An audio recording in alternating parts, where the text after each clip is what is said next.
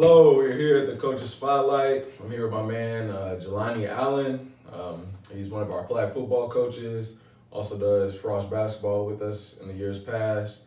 Glad to have you here, brother. Thank you, man. Appreciate you. Yeah, bro. Let's just jump right into it, man. You grew up in Nevada. Tell us about growing up there. Besides, it's 110 degrees outside every day.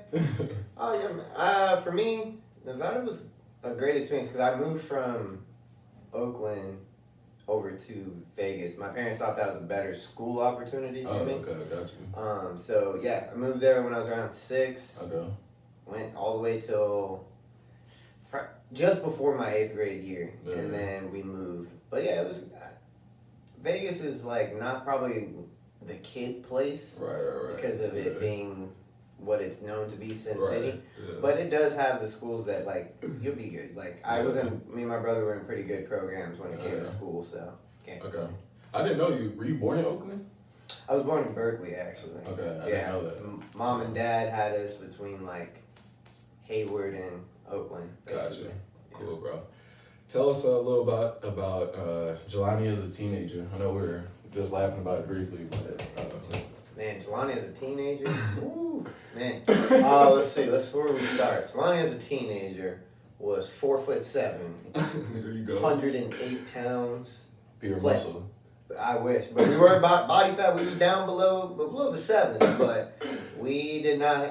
Watch didn't fit the wrist. I got a picture still on Facebook that my watch is dangling there. Yeah. But I played a bunch of sports. Literally. And it was literally just sports all through high school. And if I wasn't sports, it was just studying. Gotcha. I was basically like singular focused on those two things. Yeah. Nothing else. When it came to friends, my friends honestly came from playing those sports. I didn't have like the social aspect of like school. Right. And honestly, when I ate lunch, I hung out with either my team or the kids that were breakdancing. Yeah. Never participated. Yeah, same here, man. Growing up, my friends were my teammates, you know. But that leads us right into this. What sports were you playing in high school? Or your main sports? Other sports you tried out? Main sports were always football was number one. I played tackle on varsity, and I played flag football for a travel team. And then I stopped running track right about high school. I went into playing varsity basketball as well for freshman and sophomore year, and then I stopped playing because we moved back to Vegas, and I just was like, okay, we're good. Those are the sports. And then I always ran. I always was into like athletics. So pretty cool. Were you big into fitness at the time, like lifting or? Funny enough, no. I had no knowledge as far as like putting on muscle, and even at school, they had weight training, but that was a bunch of high school kids just doing the same 3 lifts, and nobody knew what form was, knew what they were doing. Let's talk about life after high school, man. What did you do after high school? Did you know what you wanted to do? If not, what were you thinking at this time? Life after high school for me. So I'll go back a little bit to go forward. So I skipped 8th grade to go to 9th grade. So I was a year ahead already. So I was 17 when I graduated. Like a full year of 17 before I graduated. So I went to Arizona State because I got accepted, got a scholarship. Went there for a year before I transferred back over to Vegas to finish my associate's degree, which I had like 12 credits for, which I did complete, which was awesome. But what I would say about what my focus was, once I got done with sports, I was like, what do we do that allows us to stay in sports? Because I was like, I always, every kid has a dream. My dream was to be a professional athlete. I told you, I had a realization in the mirror, we not that big for either of those sports. Either of the sports that I loved or played. Probably should have went to tennis or golf or something, but I didn't know about all that. So I was like, how do we do that? Came across sports medicine, kinesiology. So I went to school, got my associate's of science degree, and was like, okay, we'll use that. And then it transitioned to, like, my first ever fitness job was just applying to a gym to be front desk. And they were like, oh man, we're looking for another trainer. Yeah. And I was like, what does that all entail? And they were like explaining it to me. I'm like, I think I can do that. Yeah, hell yeah, man, hell yeah. Honestly, if I could go back, I'm glad I studied business and finance in college, and that has benefited me a lot. But if I could go back, I would really consider doing kinesiology and sports medicine. Like, fun, yeah, man, it's sounds fun. awesome. I learned even now, like, how the body mechanics works. That's why helping the kids is a lot easier to tell them how to deal with injuries. There's so many things like that branch from just, oh, you're a personal trainer. Like I licenses to be a nutritionist. I'm licensed to do just body mechanic stuff where like if you have osteoporosis, all these different things, I know how to pregnancy, all that stuff that you would think of for a person, I have a scope in. So you're right. It's been very beneficial. As a junior or senior, I kind of wish I had more people like giving me advice other than just my parents. You know, it's hard to listen to your parents. So, say any advice to juniors or seniors headed out of high school, you know, whether they're headed to college or whether they're headed to work a job, you know, any advice for them just heading into that next chapter of their life? Advice. Like I'd say there's probably a few things, but I'll just try to focus on a couple of them. If I had advice, I would listen to my parents. Facts. I know we all hear it. I know kids hear it from parents all the time. Do this, do this. I'm not saying from 100% follow, but if it's a big decision, I would take the people that have lived life a little bit longer and listen to them, because I left school going to Arizona State thinking, I'm going to do it and I can be by myself. And I was able to do that part of it, but there's so many other things of life that I had no idea. Not that because I wasn't taught, but because I was like, oh, there's a lot to do than just be a kid going to school, pass some classes, and go home. More than that. So I would say that. Keep those, when it comes to relationships with people, don't burn bridges. That would be the other thing. Like, it doesn't matter if they're, it doesn't matter if it's friends, parents, grandparents, because someday we can't do life on our own. Someday you're going to need one of those people to write a cover letter, recommendation letter, whatever you envision life for yourself that is successful. You're going to need somebody at some point. You can't do life right. I don't care what anybody said. I was one of those people, like, I did a lot of stuff on, like, quote unquote by myself. I still had people in my corner. I still had people opening doors for me. So those are the people you need to stay in contact and be like, it's free. Just be like, check on them every once in a while. How are you? That would be my advice for people. That's fire. That's fire. I hope you've made it this long to the interview to hear that, kids, students listening.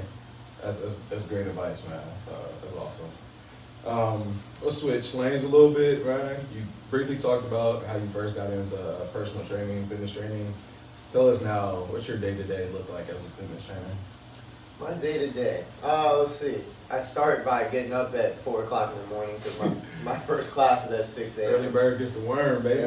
You know, but it takes a minute. Your coach is not the same person at 4 o'clock as you would see me at like noon. But that's how my day starts.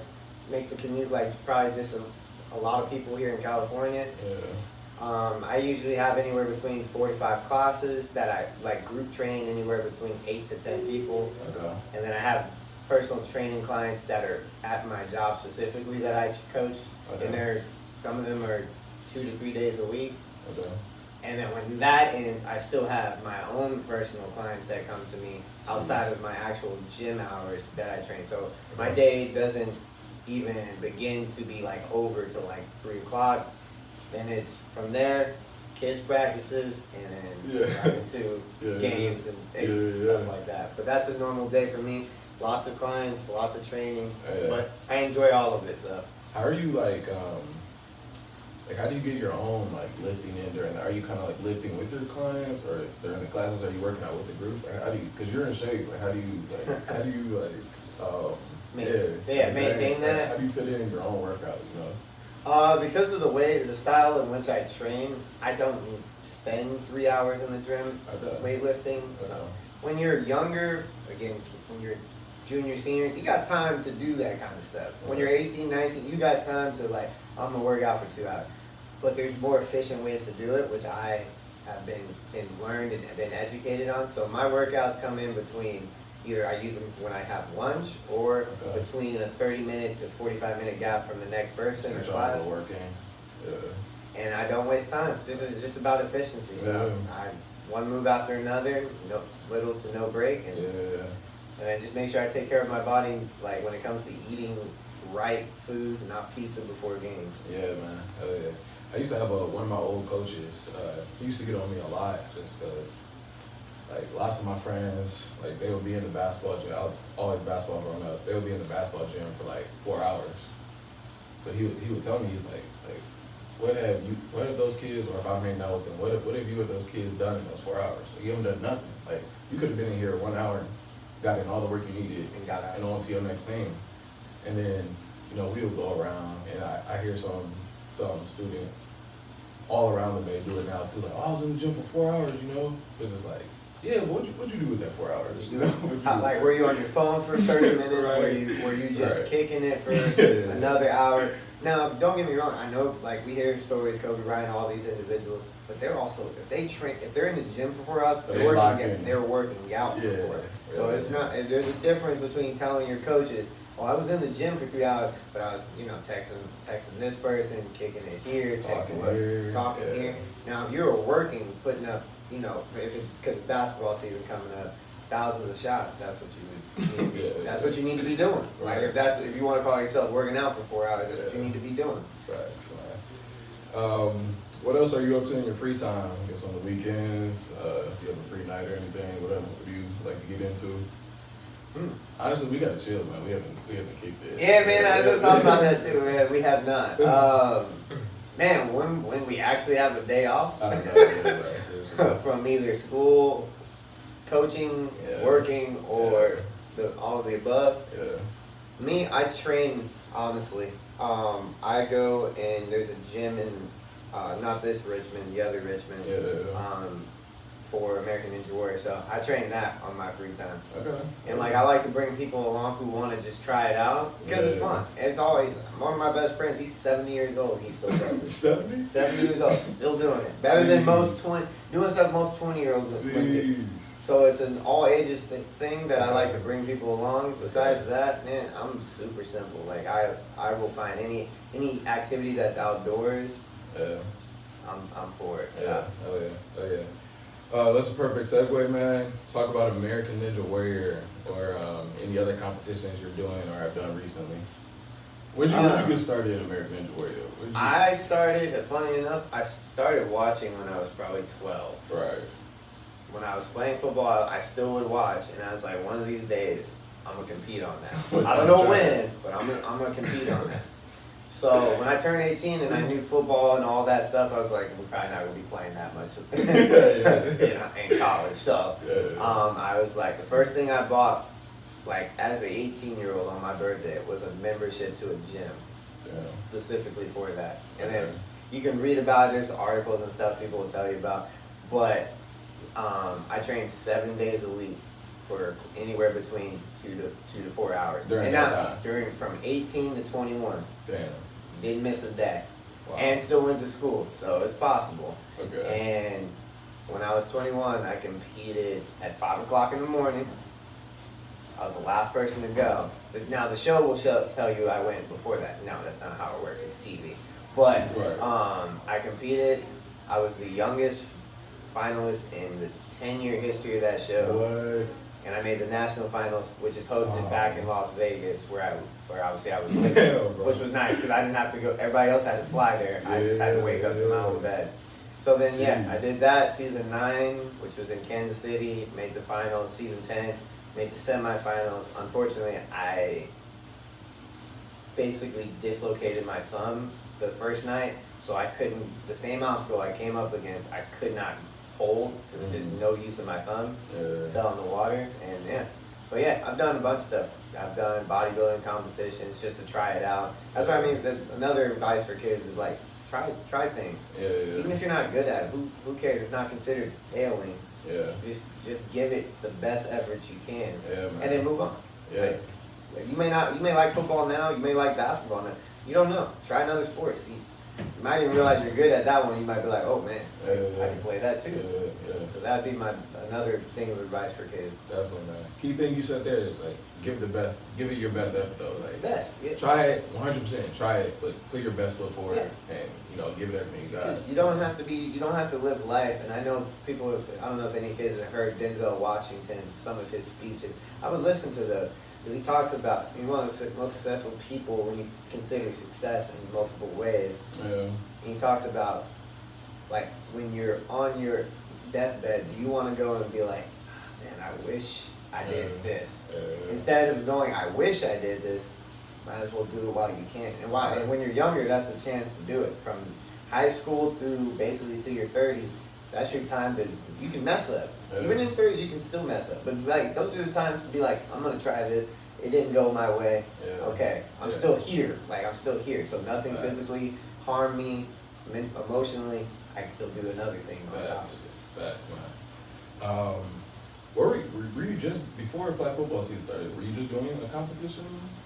I had made the finals, which it was on ESPN. I didn't compete, unfortunately.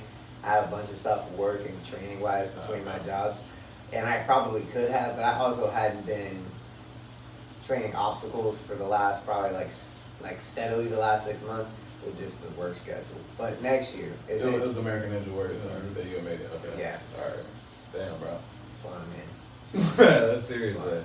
Yeah, I'm gonna have to come out there with you one time. Oh yes, that might be the one. That might be the. Yeah, I'll take you down there, man. We'll try some of the stuff that you see on TV. Right. It's fun, man. Oh man. All right. What made you move to the Bay Area? I guess back to the Bay Area after you, because you graduated high school in Vegas. Yeah. What made you move back here? Yeah. This is fun. It's a funny story. I used to be two things. I used to be a bouncer. Okay. Again, imagine that you can say he's short, doesn't look that. But yes, I used to be a bouncer on the strip in Las Vegas. Wow. I transitioned from that to I was a model server. So basically, I looked good carrying stuff. That's all I did. That's all I did for between that time, about 4 years. Okay. And my limit was 5. So we were at year 4, and I was like, I got the itch to be like, what do we want to do next? We're 20 at that time. We're 26. I'm like, okay, what do we want to do next? I was like, we can go back to training. I'm like, but I didn't like the avenues I had and the options I had in Las Vegas, and I knew a lot of options were available here. Yeah. And I also wanted to, at some point, start my EMT program so I can become a firefighter. So I was like, did I want to do it in Vegas or California? And I was like, we went and chose here as the next best option. Okay. So those are the primary things that led to that decision. Okay. All right. Cool, bro. Cool. Are you still doing the EMT training stuff? I am. I started in January. Really? That's what's up, man. Yeah, that's what's up, bro. So January, finished that, and by summertime, and then firefighting or Fire 1, Fire 2, and then start applying for places. Dang, California is kind of like that would be kind of a little nerve-wracking to be a firefighter just because of the fires and the wildfire. You deal with the fires, but because I work in a hospital as well. Again, one of the many jobs I do have. You do so much more because you're licensed as an EMT. Some of the people on the fire trucks are paramedics, which is like a step above that. Gotcha. So a lot of your calls are like just residency stuff, like you're dealing with like just residential issues and things that you're solving. Yeah. So the fires could be, but I've also, because I worked in a hospital and I've seen so much stuff when it comes to the health field, it doesn't faze me. So it's like whatever I might see or the things I might deal with. And I've never been a nervous person, so like talking in front of people, things like that has never bothered me. Which I guess is a lucky skill to have. All right, man, dope. Last question here: what do you enjoy most about living here in the Bay Area? And secondly, what do you dislike most about living here in the Bay Area? do I like the most? I'm gonna have to search hard for that one. I'm kidding. What do I like most? Or you can start with dislike. I would probably say what I like the most is, again, the opportunities that moving here has gotten for me. Because like I told you, I was like the last couple years before moving here, it was kind of like teetering between what do we do? Like I said, what do we do next? Yeah. We know we don't want to do this anymore. Yeah. So what changes do we make? How do we get our engine going to be like, all right, let's make a move here. Like we gotta make some kind of move here. So since being here, opportunities. Yeah. Drew, my gym on the other side in San Francisco, the hospital, like those happened within a month of moving here. Yeah. Like I had all three of those. Shoot, I also even had Target, but we had to turn them down. we wasn't gonna take Target over coaching football. That ain't happening. But yeah, that's what I mean. Like the opportunities are there, and just in life, the opportunities are there. So it's like, that would be the biggest thing for me is that is like we were able to move foot through the door within moments of being here. Dislike, let's see, I got a long list of those. The traffic. Gosh, baby. The coins are nice. Those coins are nice. I'll say. The expensive. Oh yeah, I was gonna get to that too. We got the bridge tolls.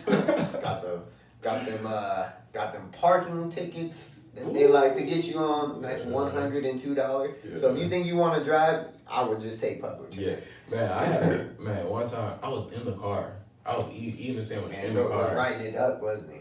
Slapped it on my windshield. I was like, oh no. He was hurt. I was like, you could have just told me, man. He was hurt. Slapped it on my windshield. Like you said, like $102. I was like, right off. That was the one thing I almost had me go back because I was like, I had like 4 or 5 of those within 2 months of working. He was like, I'm gonna have to go back. I said, I can't find nowhere to park long enough to not get a ticket. I gotta go. Yeah, that's rough. I would not have said that one. Like what I just like about living here, parking tickets is crazy. Crazy. Yeah, but that would probably it would be that. But everything else has been pretty cool. All right. Hell yeah, bro. We appreciate you, man. Appreciate you everything you do for Drew, man. Appreciate you just as a brother here in the city, man. Good to see more brothers here. So I agree. Thank you, man. This has been Coach's Spotlight. Peace. Thank you, man. Appreciate it. That's out.